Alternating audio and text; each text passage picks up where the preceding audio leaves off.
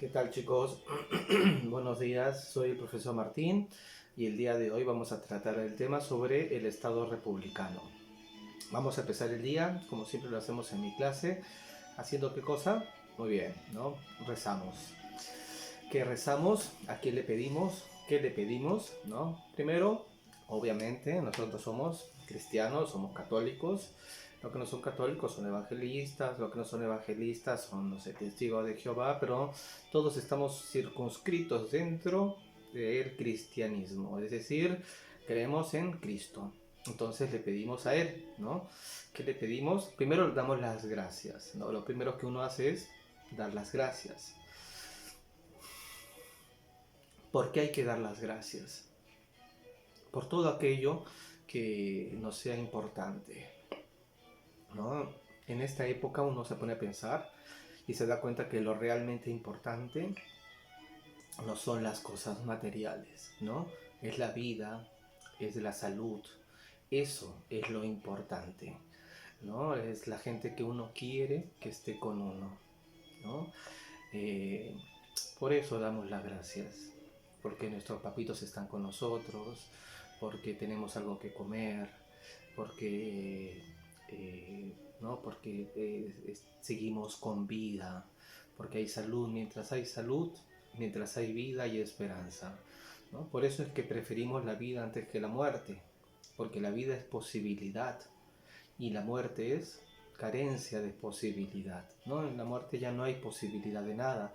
En cambio, mientras hay vida, cualquier cosa puede pasar. Por eso preferimos siempre la vida a la muerte. Al mismo tiempo, después de dar las gracias, le pedimos a Diosito, porque Él todo lo puede, ¿no? Eso es lo que nos dice la religión. Entonces, si todo lo puede, que pidámosle, ¿no? Sin miedo, ¿no? No es por conveniencia, es porque lo necesitamos. Si reconocemos que hay alguien que si lo puede todo, pidámosle, ¿no? Con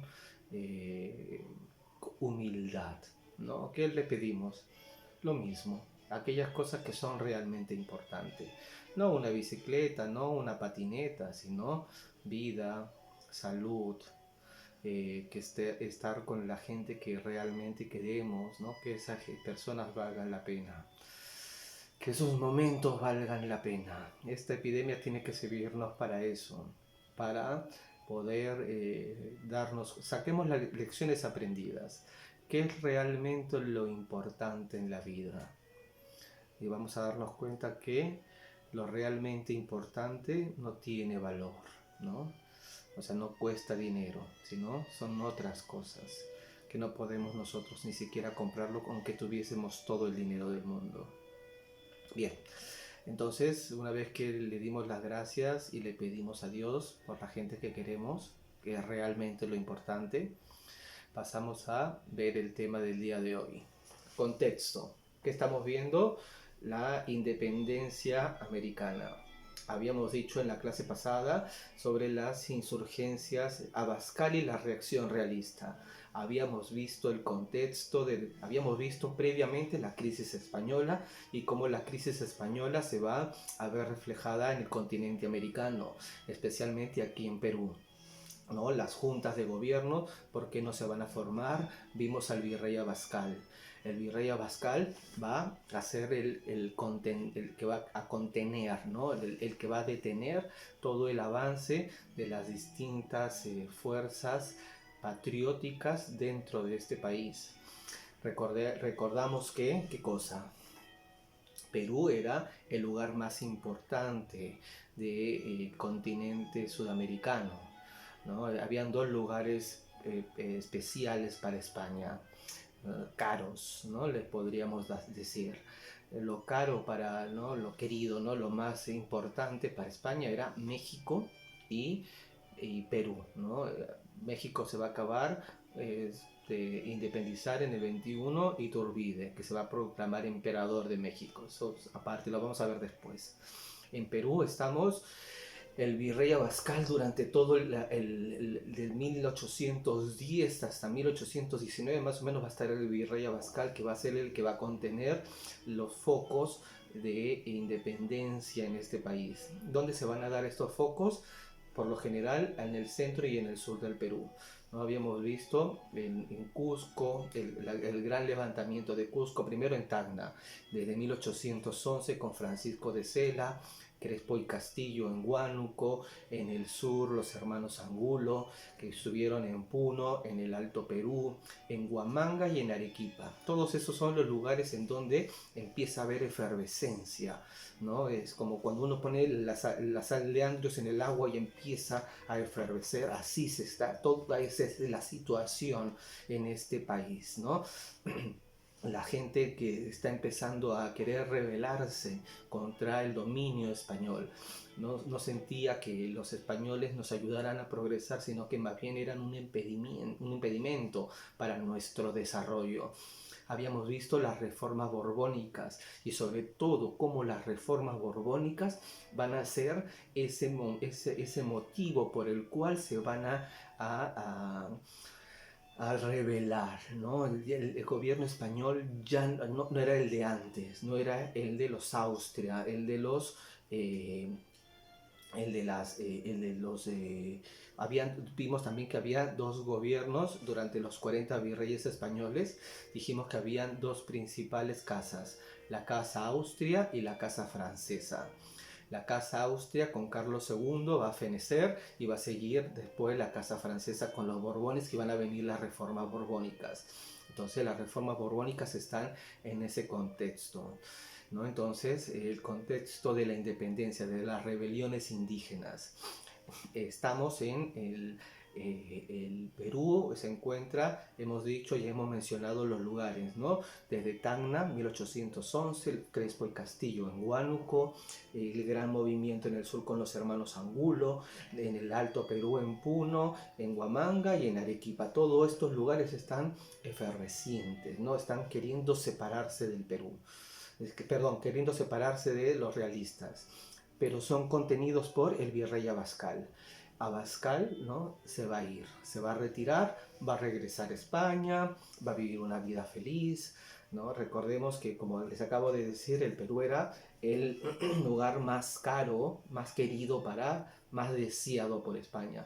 Entonces acá se encontraba el mayor contingente militar. Vieron ustedes la clase pasada, la corriente libertadora del sur y la corriente libertadora del norte. La corriente libertadora del sur, que llega en 1820 con el general San Martín y desembarca en Guaura, y poco a poco va independizando las distintas ciudades del norte del Perú.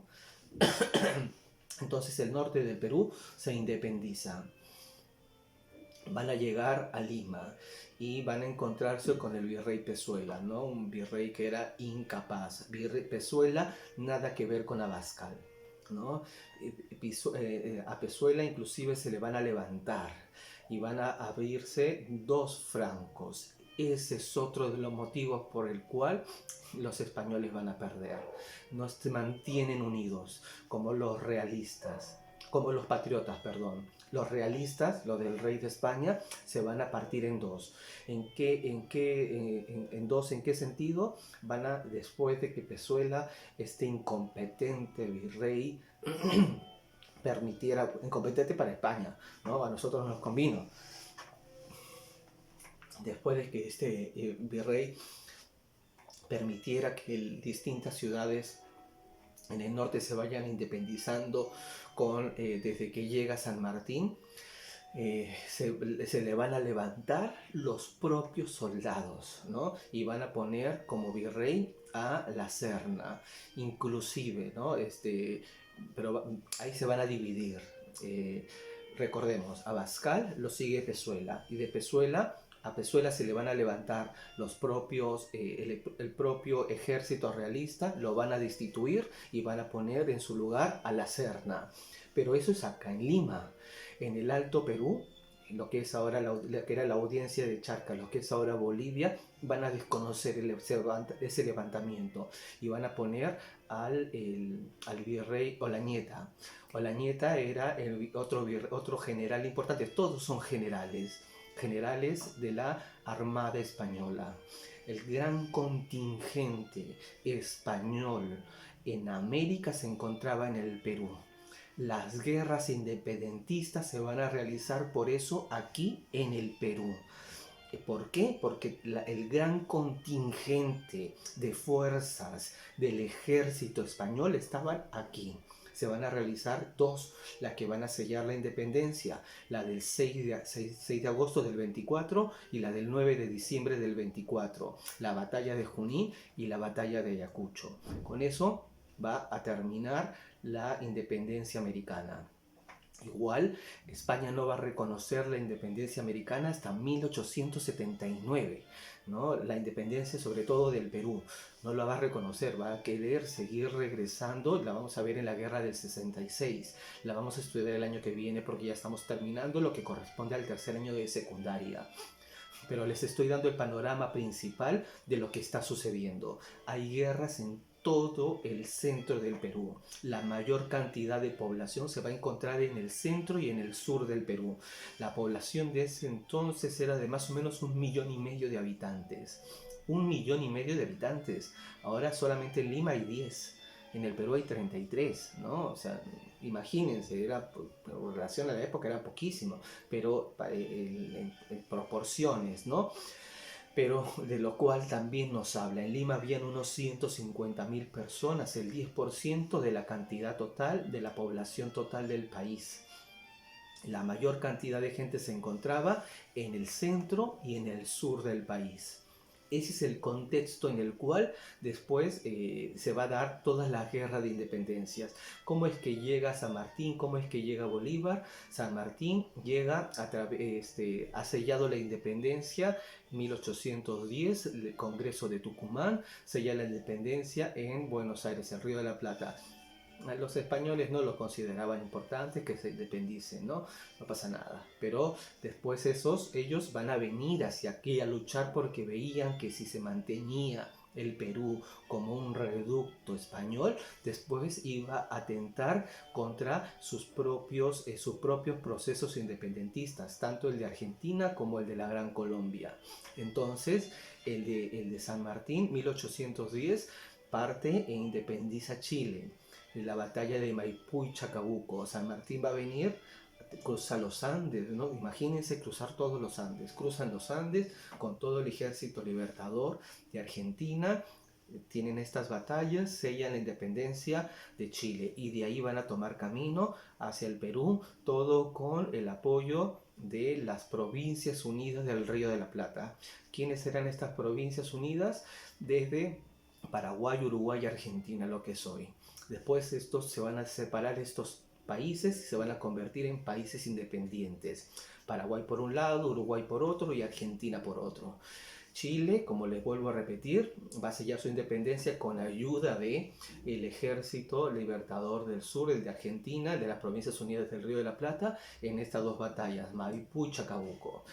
Y después van a venir en barco y van a desembarcar en Huaura en finales de 1820, octubre, si no me equivoco, de 1820, y van a independizar cada uno de estos lugares. Ahí es cuando van a venir hacia Lima y va a haber este levantamiento contra este incompetente virrey Pezuela, ¿no? Pezuela va a ser depuesto, va a ser puesto la Serna. Y ahí es cuando se van a separar los virreyes españoles. Va a estar en Lima, va a quedarse la Serna, este general, y Olañete en el Alto Perú. Las fuerzas realistas se van a dividir en dos, ¿no? Eso va a servirle para que cuando venga la expedición libertadora del norte, porque la que acabo de nombrar, la de San Martín, que viene por Argentina y por Chile, la expedición libertadora del sur. También tenemos la expedición libertadora del norte. La expedición libertadora del norte es la de la Gran Colombia, Bolívar, ¿no? El presidente de ese entonces era San Martín, ¿no? San Martín va a tener una conferencia con Simón Bolívar. En ese interín nombra presidente a San Martín, el Congreso Constituyente. La democracia es indirecta, no es directa como ahora, ¿no? Nosotros ahora agarramos y ponemos, ahora cuando ustedes vayan a votar, votan directamente por el presidente. Ustedes mismos van a votar por el presidente. En esa época no. En esa época hay una democracia que se va a llamar democracia indirecta. ¿En qué consiste la democracia indirecta? En que uno elegía al Congreso y el Congreso se encargaba de elegir al presidente. El Congreso en ese sentido va a elegir como primer presidente a Ribagüero. Ribagüero, ¿no? En este contexto, ¿no?, de todas estas movidas, va a regresar un ejército hacia Lima, una parte del ejército español, a recuperar Lima. Van a ver que cuando uno revisa los apellidos, están un montón de gente de aquí, del propio Perú, luchando por los españoles, ¿no? Porque aquí mismo en el Perú había una división, como lo hemos visto. Había los reformistas que querían seguir con España y había los separatistas que querían independizarse totalmente. Entonces también era una guerra civil aquí en el Perú, porque dentro del mismo Perú habían dos bandos, mismos peruanos luchando por que el Perú siga siendo parte de España, y otro que quería independizarse. Ribagüero, presidente. Cuando él está de presidente, entran los españoles de nuevo a Lima, el Congreso lo ve como otro incompetente, lo destituye. Ribagüero se va hacia el norte y nombran a Torretale como presidente de Perú. Va a ser el segundo presidente del Perú. Torretale, ¿no? Entonces, Ribagüero va a ser acusado de traición, se va a encontrar con el virrey La Serna, todo una novela, ¿no? Y en este contexto, San Martín se va a reunir con el Bolívar en el norte, en Guayaquil, la conferencia de Guayaquil, ¿no? Guayaquil hasta ese momento era puerto peruano, y cuando lo que dicen los historiadores es que cuando San Martín llega hasta Guayaquil, San Martín y Bolívar se encuentran, y Bolívar lo primero que le dice es: bienvenido a las tierras de la Gran Colombia. ¿No? Y con eso dice, bueno, San Martín no era este no era su país, entonces bueno, ya está, pues que Guayaquil se quede con la Gran Colombia, ¿no? Él lo que le interesaba es que los españoles se vayan, era lo único que le interesaba a San Martín. San Martín se va a regresar a Argentina y va a dejarle la posta a la Expedición Libertadora del Norte, que va a venir y va a tener estas batallas que les acabo de decir, la de Junín el 6 de agosto del 24 y la de Ayacucho el 9 de diciembre del 24, para que van a sellar la independencia. ¿Por qué motivo va a ganarla? Sobre todo porque Sucre era un gran militar, un gran estratega militar, y también porque las fuerzas españolas se habían dividido en dos.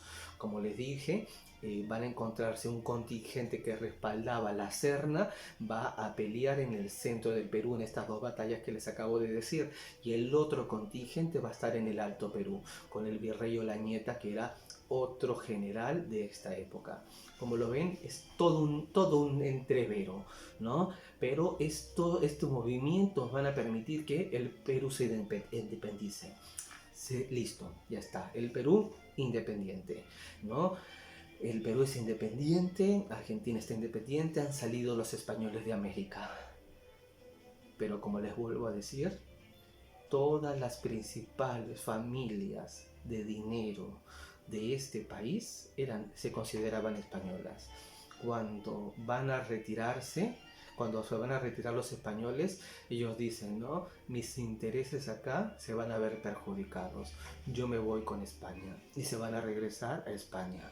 Es decir, este país va a perder a toda su clase dirigente criolla, ¿no? A los principales, no todas las familias, pero las principales, las de más dinero, van a regresar a España. Eso va a hacer que el Perú se encuentre en un grave problema fiscal. ¿Qué es el problema fiscal? El presupuesto nacional, la plata, ¿no? Había que mantener un ejército, había que reconstruir el país. Todo lo que acabo de nombrar es una guerra, y en una guerra lo que hay es destrucción. Se había destruido todo el país porque aquí era donde se habían llevado a cabo todas las batallas, ¿no? Entonces, todo el Perú, que esta era la joya de la corona española, había quedado en ruinas, ¿no? Que solamente se va a volver a comparar cuando llegan los chilenos y vuelve a haber acá otra guerra más. estos van a ser los detonantes por el cual el Perú va a empezar a decaer que era la gran potencia dentro de América del Sur, va a ser tomada en el siglo XX, en el siglo XIX, el siglo XX, por los otros países que sí lograron estabilizarse, Venezuela y Argentina. En estos momentos Venezuela y Argentina van a ser las grandes potencias, sobre todo en el siglo XIX y siglo XX. Esto es lo que está pasando aquí, ¿no? El Perú destruido por la guerra de independencias. No he leído, de repente hay, ¿no? Pero no he leído de cuánto al Perú le va a significar el costo por todas estas guerras que llevó a cabo. Imagino que debe de haber trabajos, pero yo no he encontrado. Pero démonos una idea, ¿no? Es una guerra y la guerra se llevó a cabo dentro del territorio que hoy es el Perú. Entonces, de acuerdo a eso, podemos también sacar una proporción de cómo va a quedar este país, ¿no? Entonces, hay que reconstruir todo el Perú. Y les vuelvo a repetir, toda la clase dirigente, todos los millonarios que tenían sus grandes movimientos de empresas, se habían regresado a España, porque sentían que sus intereses estaban en entredicho, ¿no? Ya no estaban cuidados. Antes lo cuidaban el ejército español. Si ya no está el ejército español, ¿quién va a velar por ellos? Ellos van a decidir regresarse a España. Bien. Ahora veamos cómo se va a formar el Estado peruano. El Estado peruano. Espérenme.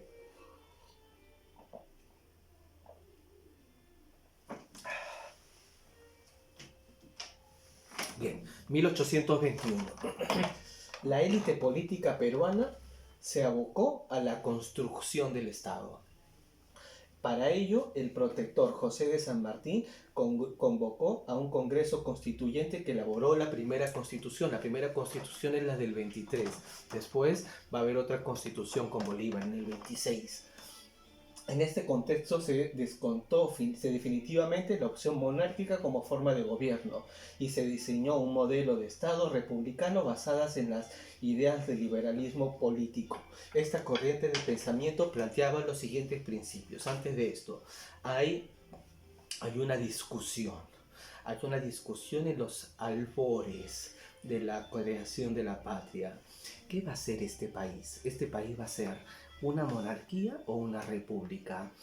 San Martín quería que este país fuera una monarquía, que le diera unidad al país. Él veía que en el Perú había demasiados grupos sociales que estaban dispersos, entonces él veía que un rey podría darle unidad a este país, así como en Brasil, el Imperio de Brasil tenía a Pedro I. Recordamos, ¿no?, que han venido durante las guerras napoleónicas los reyes de Portugal y han instalado en el Brasil el Imperio del Brasil. Entonces, en el Brasil hay un rey. Eso permitió, ahí no hay guerras independentistas, ¿no? Brasil es totalmente distinto. No sé si tengo programado clases de Brasil, creo que sí, vamos a verlo. En Brasil el ejército trabaja totalmente distinto, no hay guerras, no hay peleas, el ejército trabaja distinto, hay un rey que es Pedro I que le va a dar unidad a todo el Brasil, por eso que Brasil sigue siendo una unidad política. En cambio en América se va a desagregar en pequeños estados. Incluso este intento de la Gran Colombia de Bolívar, ¿no?, a través de unir Panamá, Venezuela, Colombia y Ecuador, terminó fraccionándolos en pequeños estados.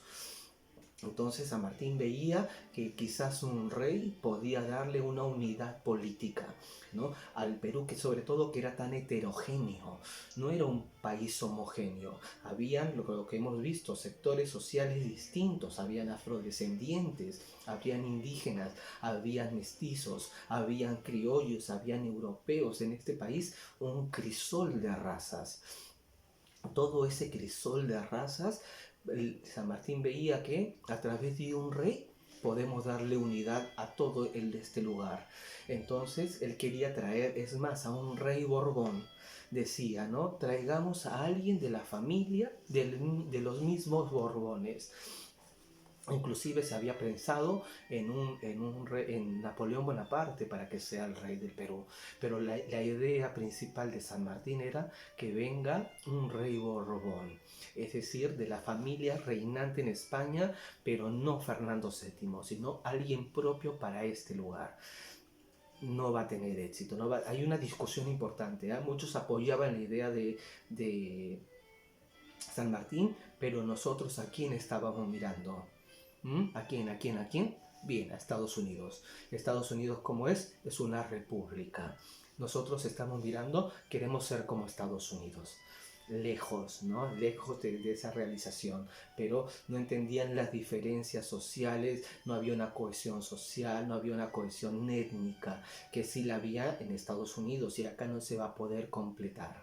Entonces, San Martín él lo veía mejor. Quizás si San Martín hubiese permanecido, si hubiese ganado la postura de San Martín y hubiésemos tenido esa historia contrafáctica, ¿no? Esa historia contra los hechos, como las preguntas que siempre nos hace Renato, ¿no? En el salón, ¿no? ¿Y qué hubiese pasado si? Ahí está buenísima la pregunta. ¿Qué hubiese pasado si un rey hubiese gobernado el Perú? Lo que yo creo, Renato, que estás escuchando, espero que sí, ¿no? Es que dándote la razón, que este país hubiese sido como Brasil, ¿no? O le hubiese dado una unidad, no se hubiese separado de Bolivia, hubiese habido un mejor desarrollo, una mayor cohesión social. Me parece que nos hubiese ido bien, pero como les digo, eso es historia contrafáctica, es historia contra los hechos, no es lo que realmente pasó. Entonces solamente son especulaciones. Bien, entonces, ¿quién va a ganar aquí? Va a ganar el Estado republicano, como se llama aquí. El tema de hoy es el Estado republicano. ¿Con cuáles son los principios en el que se va a basar el Estado republicano? El primero, propiedad privada y libre comercio. Propiedad privada, ¿no? Lo que es tuyo. Y libre comercio, lo que cantamos en el himno. ¿Qué cantamos? Somos libres, ¿no? Queremos eso, libertad para comercializar. Había en este entonces, hasta el momento de los españoles, un monopolio. ¿Qué significa el monopolio? Solamente podemos comercializar con España. Se abre el comercio y vamos a poder comercializar con Estados Unidos, con Inglaterra, con Francia, con distintos países, sobre todo europeos, y que se pensaba en ese entonces podía convertirnos en Estados Unidos. Segundo, la soberanía popular en el sentido que el pueblo debía designar a sus gobernantes. ¿Cómo era hasta antes de este momento? El rey de España, ¿no? El rey de España era la persona que designaba las autoridades que debían estar en el virreinato del Perú, a través de un consejo de Indias que quedaba en Sevilla, la Casa de Sevilla, se designaba todas las autoridades, desde el virrey hasta los oidores. ¿Quiénes eran los oidores? El aparato jurídico, jueces, corregidores, intendentes, todo se designaba desde España. ¿Y de quién eran los cargos? De los propios españoles. Aquí ya no va a ser así. Va a haber una elección. Los peruanos vamos a designar a nuestras propias autoridades que tienen que haber nacido en este país y no en España. Contra ellos se está pensando. Tercero, la soberanía popular en el sentido de que el pueblo debía elegir a sus gobernantes, la igualdad formal de todos los seres humanos que conformaban la sociedad, al menos en teoría, ¿no? Cuando las palabras de San Martín el 28 de julio de 1821, desde este momento, el Perú es libre e independiente por la voluntad general de los pueblos y por la justicia de su causa que Dios defiende. Libre e independiente. El Perú y los peruanos. ¿De verdad? No, mentira. Los esclavos van a continuar siendo esclavos hasta 1858, que Ramón Castilla compra su manumisión. Los indígenas van a continuar pagando un tributo indígena por el hecho de ser indígena, van a continuar pagando un tributo hasta 1854, que también Ramón Castilla abole, hace una abolición del tributo indígena, ¿no? Entonces, esto de que el Perú es libre e independiente, tomémoslos entre comillas, porque no se va a completar sino hasta mediados del siglo XIX. Y por cuarto, la democracia representativa y la separación de poderes en legislativo, ejecutivo y judicial. Allí estamos viendo a Montesquieu en la Revolución Francesa. Montesquieu está pensando, ¿no? Está hablando, lo vamos a ver cuando veamos este año en Historia Universal. Está el rey, ¿no? La figura de poder absoluto que se figura dentro del rey. El rey tiene todo el poder. Es una monarquía que le vamos a llamar absolutista. El poder absolutista. El Estado republicano está pensando en contra de esta monarquía absolutista. Eso no quería San Martín, ¿eh? San Martín quería una monarquía constitucional como la de Inglaterra, ¿no? Donde el rey esté sometido a una constitución, como lo que tiene Inglaterra desde 1251 con la Carta Magna. En eso estaba pensando San Martín. Pero el Montesquieu va a ir todavía más lejos. No necesitamos un rey, necesitamos a alguien que nosotros mismos elijamos y que haya distintos poderes para que no haya un poder absoluto.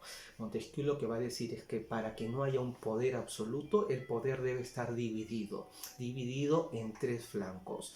Un poder que se va a encargar de legislar las leyes. A ese poder le vamos a llamar poder legislativo.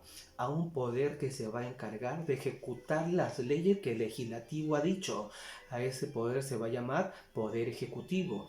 Y un poder que se va a encargar de juzgar a las personas. Ese poder va a ser el poder judicial. Tres poderes: legislativo, ejecutivo y judicial. Cada uno de ellos independientes.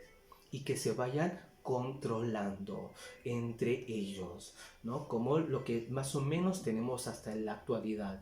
Por ejemplo, ha salido hace poco una ley del Congreso que quería dejar sin efecto que los camiones que vienen de provincia paguen peaje. No sé si leyeron esa noticia. La sacó el poder legislativo. El poder ejecutivo lo que tuvo que haber hecho es ejecutar lo que el poder legislativo decía. Pero el poder ejecutivo va a decir: no, esa ley es anticonstitucional, va en contra de la Constitución. ¿Y qué va a hacer el poder ejecutivo? Observa la ley del legislativo y la manda a otro tribunal para que vea si de verdad está en contra de las atribuciones del poder legislativo, porque está en contra de la Constitución. ¿Cómo se llama eso? El Tribunal Constitucional. Y el Tribunal Constitucional se encarga de resolver las diferencias que haya entre cada uno de los poderes, ¿no? Entonces, es cierto, hay tres poderes diferentes y hay un órgano suprarrector que se encarga de encargarse las diferencias entre ellos. Ninguno está sobre el otro. Todos están en el mismo nivel: el legislativo, el ejecutivo y el judicial. Son los tres poderes del Estado. Y cuando hay problemas entre ellos, lo que tenemos nosotros es un tribunal constitucional que lo que intenta es que todo se actúe conforme a derecho, ¿no? Lo que van a estudiar derechos, está buenísimo el Tribunal Constitucional, ¿no? Porque es bien interesante cómo trabaja.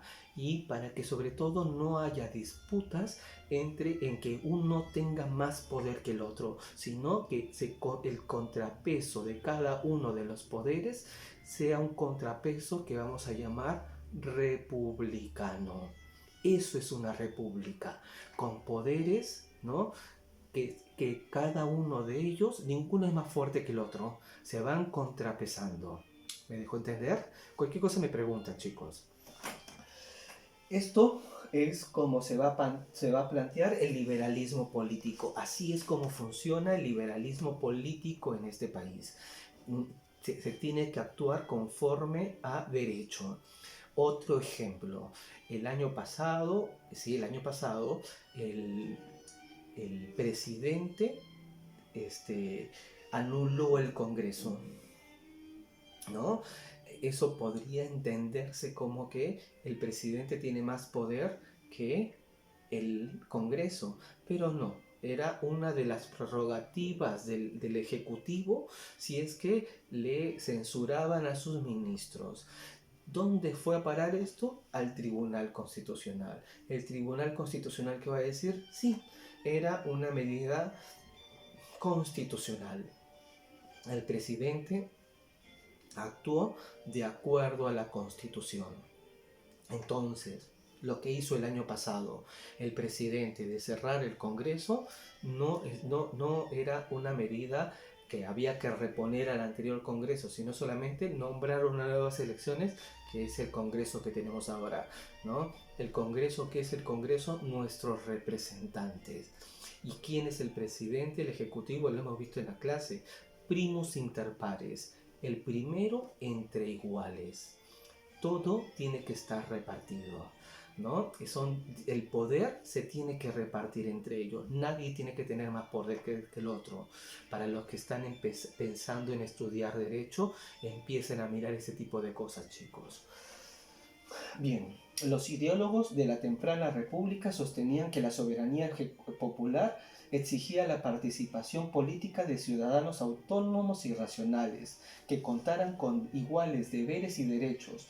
La Constitución de 1823 va a señalar requisitos para ser ciudadanos. A esta Constitución se le va a llamar, a este momento de la República, muchos historiadores le van a llamar la República de los propietarios, la República de los ilustrados. ¿Por qué? Miren los requisitos para ser ciudadano. El primero, peruano de nacimiento. El segundo, estar casado o tener más de 25 años. El tercero, saber leer y escribir, ¿no? Ágrafos. La República de los Ágrafos. Ahora el voto es universal. Incluso la persona que no sabe leer y escribir puede votar. En este momento no. Solamente los ágrafos, lo que sabe leer y saben escribir. La aplicación de este requisito se postergó y solo fue efectivo a partir del año 1896. Va a quedar en entredicho y en el año 96 lo vamos a ver el año que viene. Va a ser el momento de la reconstrucción nacional luego de la guerra con Chile. Este requisito va a volver a tomarse. ¿Para qué? Y se va a formar lo que va a ser la república aristocrática con este requisito, ¿no? Solamente las personas que saben leer y escribir pueden elegir a los soberanos del país. El derecho ciudadano por excelencia era el sufragio, cuando uno va a votar. Sin embargo, en la práctica no expresaba realmente la voluntad popular, sino que el sistema electoral era indirecto. ¿Qué era indirecto? Lo que les acabo de explicar hace un momento. Nosotros elegimos al Congreso. El Congreso está dividido en dos partes, en dos cámaras, los senadores y los diputados. Y esas dos cámaras se encargan de definir al presidente. Es así como Rivagüero llega a ser presidente, es así como Torre-Tagle llega a ser presidente, es así como San Martín logra ser dictador, es así como también Bolívar logra ser dictador, ¿no? Entonces es el Congreso el que va a decidir. ¿Y quién elige al Congreso? Los ciudadanos. ¿A través de qué? Del voto popular. Pues los ciudadanos elegían a electores y estos a su vez a sus autoridades públicas. No era directo, sino nosotros elegíamos a quien iba a elegir, ¿no? ¿Me dejo entender? Nosotros no elegíamos directamente al presidente. Nosotros elegíamos a quien iba a elegir quién era el presidente. Así se aseguraba el ascenso al poder de los ciudadanos más ricos y prominentes. Por eso Rivagüero era un marqués, ¿no? Torre-Tagle era un marqués, ¿no? Todos marquesados, ¿no? Eran nobles españoles que vivían aquí en Perú. El otro elemento que afectó el principio de la igualdad ciudadana fue la reintroducción del tributo indígena. Esto obligaba al 60% de la población a pagar un impuesto solo por pertenecer a un grupo étnico, lo que ocasionó el descontento de este sector de la población. Regresemos en el tiempo. Nosotros ya lo hemos visto, porque yo tengo enseñándoles a ustedes 3 años. En segundo de media vimos lo que correspondía a el sistema económico incaico. El sistema económico incaico no conocía ni la moneda ni conocía el mercado. Es decir, el trabajo era la fuente por el cual las personas tributaban. La fuerza de mi trabajo. Habían 3 modalidades que tenía esa fuerza: el Aini, la Minca y la Mita. El Aini era un servicio por el cual las personas trabajaban para un beneficio propio. El ejemplo que hacíamos era, ¿se acuerdan? ¿Quién se iban a casar? ¿Se acuerdan lo que se iban a casar? Eso que se habían casado en primaria, querían tener su casita, ¿se acuerdan? No mencionemos nombres, no digan nombres, ¿no? Esos alumnos querían tener su casita, entonces todo el ayllu tenía que trabajar, todo el ayllu tenía que trabajar para construirle su casita, ¿no? Ese sistema de trabajo se llamaba Aini. Después existe la Minca. La Minca era, por ejemplo, las 2 personas que se habían casado eran de 2 pueblos distintos y había un río en el medio. Para construir un puente que una a los 2 pueblos, a los 2 ayllus, ese sistema para construir ese puente se llamaba Minca. Era para distintas comunidades. Y después estaba la Mita. La Mita era para el Estado, para el Inca, el Capacñán, ¿no? Queremos construir el Capacñán que una todo el imperio incaico. Queremos sacar oro de las minas. Ese sistema de trabajo tienen que sacarlo de los personas, tienen que darme el ayllu para que vayan a trabajar a esos lugares. La Mita. Este sistema, el último, el que les acabo de decir, para el Estado, va a continuar durante la época de los españoles, por el cual es el tributo indígena. El indígena tiene que trabajar, pero ya no para el Inca, sino para el rey español. Durante la época de los primeros años del virreinato, de la república, perdón, este sistema todavía va a continuar. Se le va a obligar al indígena, solamente por el hecho de ser indígena, a trabajar para el Estado. Solo por el hecho de ser indígena. Algo bien injusto. Y como les dije, va a quedar anulado recién en el año 1854 con Ramón Castilla, ¿no? Y va a querer después el presidente Miguel Iglesias en el año 95, 96, 95. En el año 1895 va a querer volver a este tributo indígena, que el indígena, por el hecho de ser indígena, trabaje para el Estado. Terribles. La nueva demarcación territorial. Una tarea fundamental en la construcción del nuevo Estado peruano fue la delimitación de su territorio. Este era un problema que compartían todas las nuevas repúblicas americanas. Por esta razón se tuvo que establecer principios que fueron reconocidos por todos los países latinoamericanos. En el caso peruano se aplicaron 2 principios para definir las fronteras. Bien, vamos a analizar estos 2 principios. Estamos viendo, como les decía, el tema de hoy es el Estado republicano. Déjenme tomar un poquito más de agua, me canso.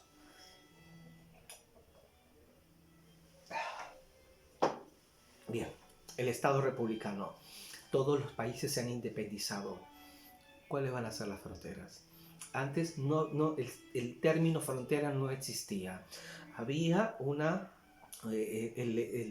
las audiencias y los virreinatos van a estar entre tal y tal lugar, pero no era un lugar exacto. ¿Por qué? Todo era España.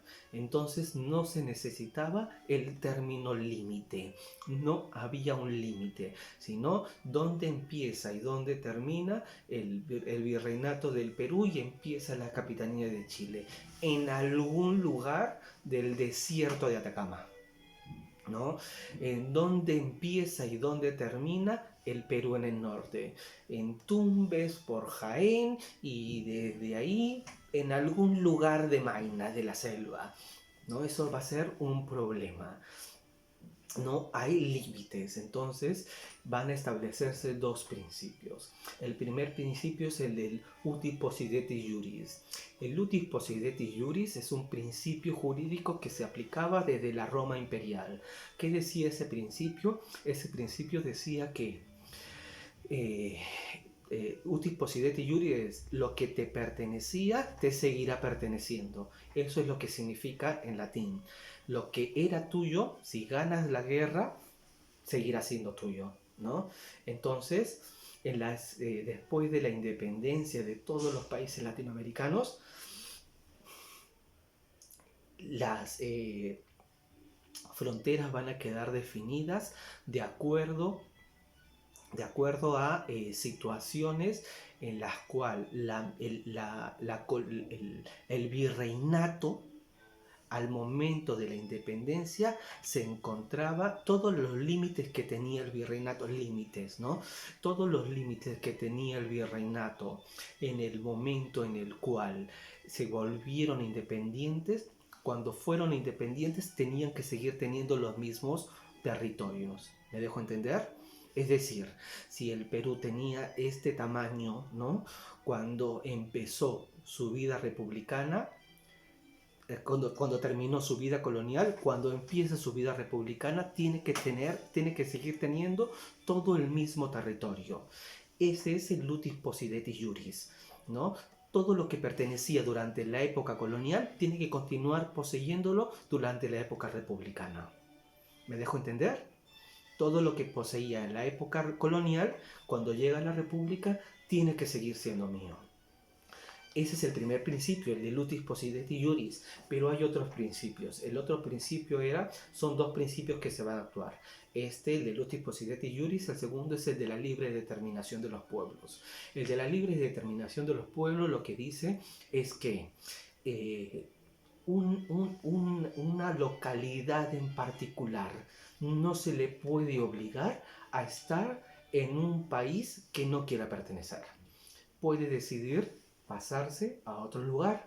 Por eso es que Guayaquil, por ejemplo, que pertenecía al momento de la independencia del Perú, pertenecía al virreinato del Perú, van a dejar que se vaya, ¿no? Se vaya a la Gran Colombia. Bolívar decía que ellos querían estar, eso es lo que decía Bolívar, porque a Bolívar le convenía que Guayaquil esté del lado de la Gran Colombia, aunque después va a quedar del lado de Ecuador porque la Gran Colombia se va a deshacer. Bolívar lo que decía es que Guayaquil quería pertenecer a la Gran Colombia, no quería pertenecer al Perú. Entonces está bien que Guayaquil pertenezca a la Gran Colombia. Jaén, Cajamarca quiere pertenecer al Perú. Listo, Cajamarca va a pertenecer al Perú. Tumbes quiere pertenecer al Perú. Tumbes se va a quedar en el Perú, ¿no? Entonces, pero había un problema. La selva, ¿no? Entonces la selva, ¿qué hacemos con la selva? La selva no estaba poblada, ¿no? Al Perú le interesaba tener este amplio lugar, este extenso territorio que era toda la selva. Es el lugar más amplio dentro del territorio. Acá tengo mi mapita, ¿no? Aquí, mire, ¿no? Todo este territorio de aquí va a entrar en un conflicto. ¿Por qué? Porque hay un documento, la Real Cédula de 1802. Antes de la Real Cédula de 1802, todo el territorio de la selva, todo el territorio de la provincia de Maynas, que es el departamento de Loreto, el más grande del Perú, pertenecía al virreinato de Nueva Granada. Después de la Real Cédula de 1802, el territorio de la provincia de Maynas va a regresar al virreinato del Perú, exactamente a Moyobamba, a San Martín, ¿no? Moyobamba va a ser el lugar en el cual va a pertenecer. Entonces, pero desde la Gran Colombia lo van a desconocer. No, nosotros queremos la selva porque querían acceso al río Amazonas, ¿no? Aquí se va a encontrar Loreto, aquí está Iquitos, acá va a empezar el río Amazonas. Entonces ellos querían acceso al río Amazonas. Por eso era una zona importante, porque es la salida hacia el Atlántico, de los recursos naturales que puedan haber aquí. Era una zona muy importante. Entonces va a entrar en una serie de problemas que la vamos a ver, en una serie de guerras y conflictos que vamos a tener con todos los países limítrofes del norte. Recordemos que, como les decía, no existía ni Ecuador ni existía Colombia, existía la Gran Colombia, que reclamaba todo este sector, el de Maynas. Eso lo vamos a ver después, no se preocupen cuando veamos los límites del Perú. No es este año, recién ustedes están en tercero, todavía nos faltan 2 años. Pero necesito que tengan el contexto, ¿no? El contexto. ¿Cómo es que, vuelvo a repetirles, cómo es que se van a establecer los límites del Perú? Utis possidetis juris, ¿no? Lo que estaba en la colonia va a seguir siendo en la república y libre determinación de los pueblos. Si un lugar no quiere pertenecer a este país en el momento de que empieza su vida republicana, puede optar por irse al país que quiere, en el cual que quiere estar. Ese va a ser el caso de Guayaquil, que va a pasar a pertenecer a la Gran Colombia, y Cajamarca, que Cajamarca decía Atahualpa, ¿no? Atahualpa murió ahí. Nosotros somos peruanos, no somos de la Gran Colombia. Nosotros queremos estar en el Perú. Entonces, Cajamarca va a regresar al Perú. Y un caso particular, el caso de Bolivia, la audiencia de Charcas, donde se va a encontrar Olañeta. ¿Recuerdan el virrey Olañeta con el cual empecé la clase? Se me está yendo la hora, tengo que ir rápido. Perdón, esta clase es larguísima, se me está yendo el tiempo. Olañeta se independiza el Alto Perú, se va a separar. Había un problema con el virrey, con el Alto Perú, la audiencia de Charcas, ¿no? Uy, se me está yendo la hora. Uy, no paro de hablar, perdón. ¿Se aburre mucho conmigo? Dígamelo también, ¿eh? La audiencia de Charcas. La audiencia de Charcas es Bolivia. ¿Qué pasaba con Bolivia? Bolivia, cuando en las reformas borbónicas, 1776, se crea el virreinato del Río de la Plata, que hemos dicho que era Uruguay, Paraguay, Argentina y Bolivia. 1776, la audiencia de Charcas, estos cuatro países de la actualidad. Pero lo vimos en la clase pasada, cuando hablamos del virrey Abascal. Para el virrey Abascal era muy importante el Alto Perú.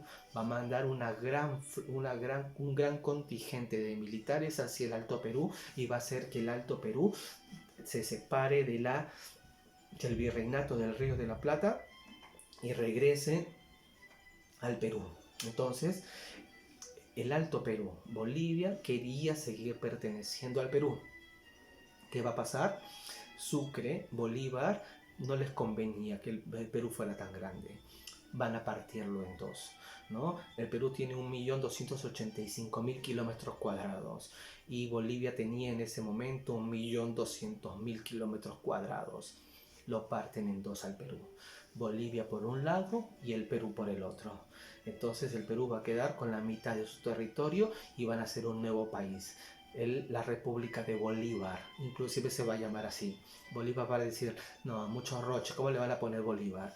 Ponle Bolivia. Está bien, Bolivia, se queda con Bolivia. Entonces se van conformando así las fronteras. Al norte con la Gran Colombia, lo que les acabo de explicar, Guayaquil, Cajamarca, se mueven y queda en entredicho toda la región de Maynas. Con Brasil se va a quedar hasta lo que se había establecido en el Tratado de San Ildefonso de 1788. Lo vamos a explicar en otra clase porque ya se está haciendo muy larga. Y en el caso de Bolivia, que era con quien limitábamos al este y al sur, no limitamos con Chile todavía hasta la guerra con Chile en el 79, va a quedarse, se va a separar. ¿Por qué? Sucre y Bolívar. A ellos hay que mirarlo cuando queramos mirar, porque el Perú se va a perder la mitad de su territorio. Bien, por el norte, el Perú limitaba con la Gran Colombia, que la Gran Colombia, como les dije, Venezuela, Colombia y Ecuador, Panamá, que se van a dividir, que van a durar hasta 1830.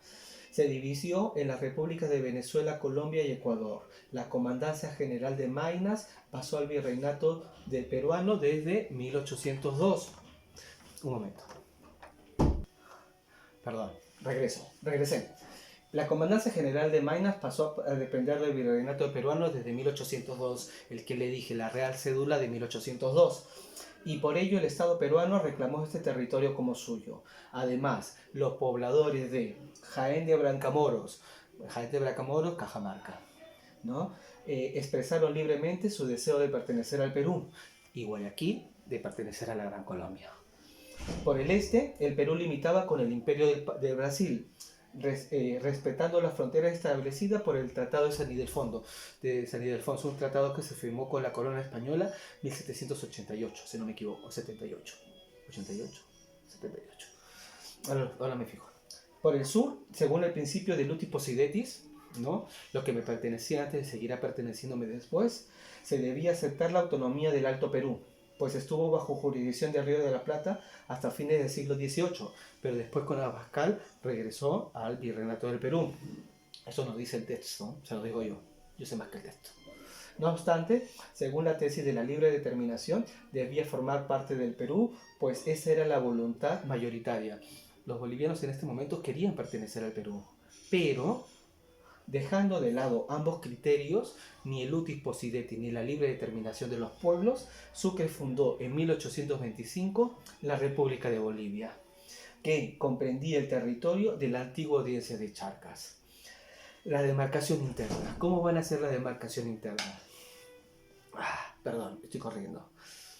Primero fueron intendencias. Después, ¿cómo se dividía el Perú? Durante la época de la colonia. Durante la época de la colonia el Perú se dividía en intendencias. ¿Qué va a pasar después de las reformas borbónicas? Las intendencias van a pasar a ser corregimientos. ¿Qué va a pasar después de la independencia? Los corregimientos van a pasar a ser provincias. 7 provincias en relación a los 7 corregimientos. A inicios de la República, el Perú estaba dividido en 7 departamentos, que eran los 7 corregimientos anteriores, que eran las 7 intendencias anteriores, antes de las reformas borbónicas. Junín, Lima, no se llamaba Ayacucho, en el texto dice Ayacucho, se llamaba Huamanga. Arequipa, La Libertad, Cusco y Puno. La Libertad comprendía todo lo que era Maynas. Para nosotros en ese momento que reclamábamos Maynas como propio, la Libertad era, tampoco se llamaba La Libertad, se llamaba Trujillo. ¿Está bien? El texto lo está poniendo, no sé por qué les pone estos nombres. Este es el libro igual, ¿eh? Le estoy colocando lo que dice el libro, pero no es el nombre adecuado, no es el nombre con el cual figuraba en el inicio. No se llamaba La Libertad después se va a cambiar el nombre y no se llamaba Ayacucho, se llamaba Huamanga y no se llamaba La Libertad, se llamaba Trujillo. Cusco y Puno. La delimitación de estos 3 últimos, La Libertad, Cusco y Puno, no estaba bien definida, porque no incluían los inmensos territorios amazónicos. Para administrar los departamentos, la Constitución del 26, que es la Constitución, vimos la del 23, que era la de San Martín, la de 26 va a ser la de Simón Bolívar. Creó las juntas departamentales que fueron ubicados en las capitales y reunían a los delegados de cada una de las provincias. Las juntas departamentales van a tener las siguientes funciones. Económicas, proponer los medios para fomentar la agricultura y la minería. Fiscales, juntas departamentales, eran como las regiones. Fiscales, distribuir los tributos en el departamento y llevar a cabo un presupuesto propio para ellos, ¿no? Y después sociales, promover la educación y las instituciones de beneficencias públicas. Administrativas, supervisar la gestión de prefectos y municipalidades.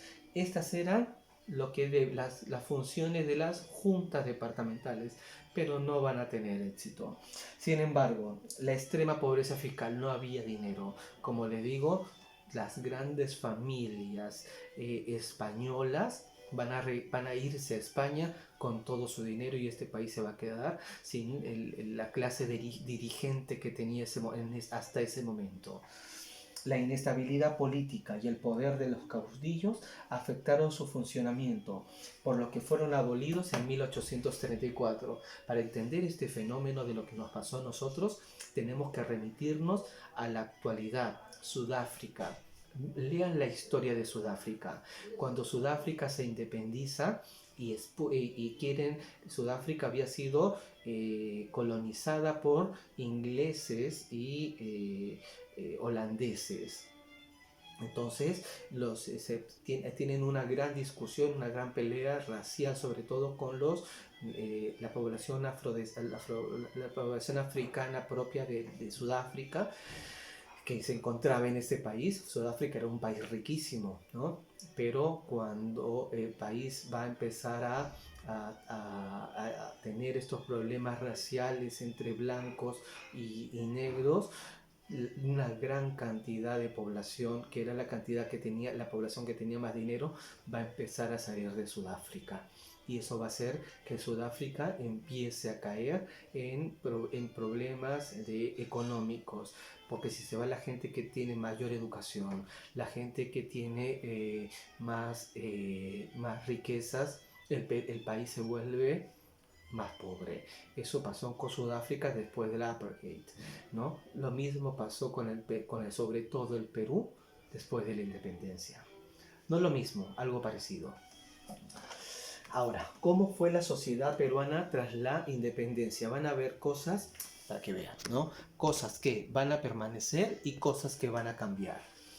La emancipación del Perú produjo modificaciones importantes en el aspecto político, mas no en el social y económico. Como en el sentido político, ya no es la figura del rey. El rey va a cambiar y vamos a tener esta representación popular. Es decir, nosotros vamos a encargarnos de elegir a nuestros representantes.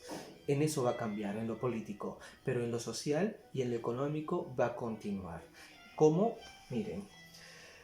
Después de la independencia, los principales cambios sociales, primero los cambios, ¿no? La recomposición de la élite. La vieja élite colonial conformada por aristócratas, grandes comerciantes y altos funcionarios españoles fue reemplazada por una nueva élite criolla formada por grandes terratenientes, hombres de negocios y altos oficiales militares. En cambio, la élite indígena integrada por puracas perdió su privilegio, ¿no? Se va a recomponer la élite. La élite es la clase dirigencial, la clase de mayor poder económico, como les vengo diciendo, eran españoles que vivían aquí, que tenían comercio aquí. Ellos, cuando viene la independencia, van a decir: mis intereses se ven afectados y se van a regresar a España. Entonces, ¿quiénes se van a quedar acá? Antiguas familias criollas que van a tener su riqueza en la tierra, militares y hacendados. La figura del curaca va a desaparecer. Como les decía, cuando veíamos el tema de la composición, ¿te acuerdas? Cuando veíamos la clase social durante la época del incanato, estaba el inca, estaba su esposa la Coya y el príncipe Lauqui, y estaba la nobleza, que se dividía en nobleza de sangre y nobleza de privilegio, y después estaban los sectores populares. Los sectores populares eran los mitimaes, los yanaconas y los piñacuñas. ¿Te acuerdas? ¿Se acuerdan todos? ¿Tú, Kiara, te acuerdas? Espero que sí, ya no se pueden olvidar de esto. Bien, ahora en la punta, en la cúspide, estaba el inca, la Coya y el Auqui, la nobleza de sangre y la nobleza de privilegio. La nobleza de privilegio eran generales que habían ganado, por ejemplo, una batalla, o la nobleza local. ¿Quién era la nobleza local? Muy bien, el curaca. El curaca, esta institución del curacazgo, desde la época de los incas, va a permanecer durante la época de la colonia para dirigir a los indígenas. Es más, ¿no? Tupac Amaru II era un curaca, tenía un curacazgo. Entonces, la institución del curacazgo durante la colonia va a seguir, pero en la colonia la república, perdón, va a terminar. No hay más curacas, ¿no? Entonces vamos a terminar con nuestra clase dirigencial, no tan solo española, vamos a terminar con nuestra clase dirigencial indígena, ¿no? Terrible. Segundo, transformación. El surgimiento del gamonalismo. Ya no están estos empresarios españoles, ¿no? Que se han regresado a españolas, sino van a estar los gamonales. El retiro de los funcionarios españoles de las áreas rurales fue aprovechado por los hacendados provincianos para aumentar sus tierras. Reducir a los indígenas a condición de siervos adscritos a sus tierras y para reemplazar a los funcionarios republicanos. Este proceso convirtió a los grandes terratenientes, también llamados gamonales, en las personas más poderosas del campo. Antes se encontraba el corregidor español. El corregidor español va a ser reemplazado por este gamonal, que eran familias criollas. El corregidor gamonal, el corregidor era español que había venido al Perú, que lo enviaban, lo acabo de decir, desde el Reino de España. Cuando se regresan todos hacia España, quien va a ocupar su cargo va a ser el gamonal, que era el criollo, que estaba desde la época de la conquista, ¿no? Estas viejas familias aristocráticas van a ocupar el cargo del corregidor español y van a hacer lo mismo que hacía el corregidor español, sojuzgar al indígena. Nada va a cambiar para el indígena, ¿no? Su situación va a ser igual de terrible que durante la época de la colonia. Esa es la permanencia. Se va a recomponer la élite, ¿no? Los militares van a tomar más poder, los hacendados van a tomar más poder porque todos los españoles se han regresado a España. ¿Y qué va a continuar? A pesar de estos cambios, hubo aspectos que permanecieron. Una población predominantemente rural. No era como Argentina. Argentina, desde los albores de su creación como país republicano, la mayor cantidad de gente estaba en las ciudades, ¿no? En el campo vivía muy poca gente, ¿no? Acá era todo lo contrario. La mayor parte de la población era rural. La principal concentración demográfica del país estaba, como les decía, en el sur andino, en donde se ubicaban las principales haciendas y comunidades andinas. Aquí van a estar casi toda la población del Perú. En Lima había 150.000 personas y en todo el Perú había 1,5 millones de personas, para que nos demos cuenta de más o menos de la cantidad de gente, y más del 60% van a encontrarse en el sur y en el centro del Perú, totalmente distinto a lo que es ahora. Solo en Lima está la tercera parte de todo el país. Siguiente, la sociedad corporativa. La sociedad va a estar dividida en cuerpos sociales o corporaciones, como las órdenes religiosas, los gremios, las cofradías, las comunidades indígenas. La presencia de estos cuerpos impedía la integración del país, ya que las personas se identificaban primero con su corporación y luego como nación. La corporación más importante va a ser la de la Iglesia Católica, cuya influencia no va a disminuir. Nosotros necesitábamos, como ahora en la actualidad, en cualquier lugar donde uno vaya, ¿qué van a decirle las personas? Yo soy peruano, ¿no? Todos tenemos esta particularidad.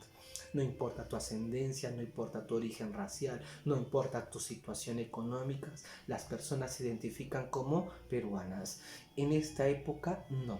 En esta época las personas van a decir: no, yo soy de Arequipa, yo soy de Junín, yo soy de esta localidad indígena, yo soy, mi congregación religiosa.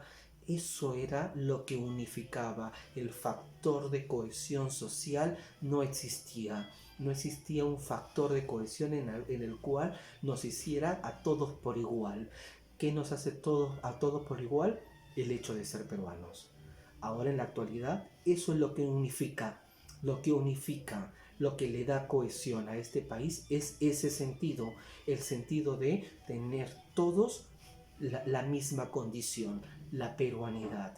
En este momento no. La gente prefería identificarse con su grupo indígena, con su grupo racial, con su grupo social, con su grupo de ascendencia y no con un sentimiento de pertenencia a un lugar en particular. Las jerarquías sociales. Aunque teóricamente todos los ciudadanos de la nueva república eran iguales, en la práctica había diferencia en el trato según la condición social, racial y económica. Los sectores populares siguieron estando marginados, ¿no? Supuestamente lo que les dije de San Martín, desde este momento el Perú es libre e independiente, mentira, ¿no? No, las personas seguían siendo tratadas según el color de su piel, según la cantidad de dinero que tengas en tu billetera, según el apellido que tenga. Eso era lo importante, lo que primaba, ¿no? Lo cual nos va a permitir que el país tenga un denominador social común. Una sociedad predominantemente indígena. Los indígenas, ya lo dijimos, me parece más adelante, conformaban la mayoría de la población. El censo de 1827 va a decir que el 60% de la población total del país era indígena. Siguieron siendo la principal fuente de contribuciones y la mano de obra para el Estado y los hacendados, así como para la tropa del ejército. ¿Por qué? Porque se seguía teniendo esto que denominamos el tributo indígena, que venía desde la época de la colonia, que venía desde la época de los indígenas. El indígena era el que peor la pasaba. Transformaciones económicas. ¿Qué cambió?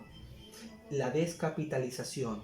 La élite española dejó el país y se llevó sus capitales. El país va a perder toda la riqueza que tenía y esa riqueza va a regresar hacia España, ¿no? Este país era un país rico, de verdad rico, en el siglo XIX.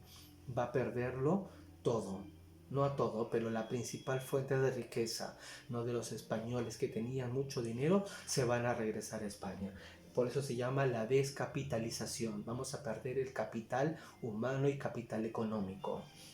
El declive de la minería. Antes la mayor cantidad habían dos lugares, Castrovirreyna en Huancavelica y el Potosí en la audiencia de Charcas en Bolivia. Vamos a perder Bolivia, vamos a perder el Potosí. ¿Qué va a significar? Va a quedar en manos, primero vamos a perder todo el Potosí y lo que pertenecía a Castrovirreyna va a quedar en manos de particulares.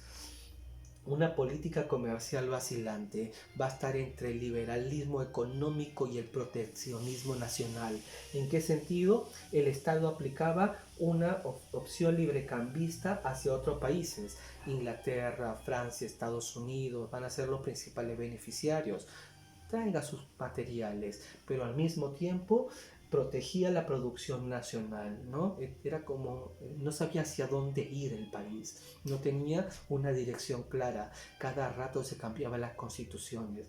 La vamos a ver ahora cuando veamos la siguiente clase, si no me equivoco, la cantidad de constituciones conservadores y liberales que tuvo este país. ¿Qué no va a cambiar en lo económico? La economía va a ser agropecuaria, exclusivamente la agricultura y la ganadería. Va a haber una especialización regional de la producción. La costa va a ser vitivinícola y azúcar, dedicados principalmente a la exportación y al consumo local. A eso se va a dedicar la costa. En cambio, en la Sierra Central va a ser una agricultura de autoconsumo para ellos mismos y para abastecer a Lima. Y en la Sierra Sur va a estar dirigida hacia el Alto Perú, hacia Bolivia, la agricultura y la ganadería, y una ganadería que se va a encargar de exportar sobre todo lana hacia Europa. Esos son los cambios y las permanencias en el aspecto económico durante los primeros años de la independencia nacional. Todo esto pertenece al tema sobre el Estado republicano. ¿Cómo es que vamos a empezar siendo una república? Todos los problemas con los cuales nos vamos a enfrentar. No quiero demorarme más, que me extendí un montón, perdón. Tengan un buen día, chicos. Estoy pensando en ustedes.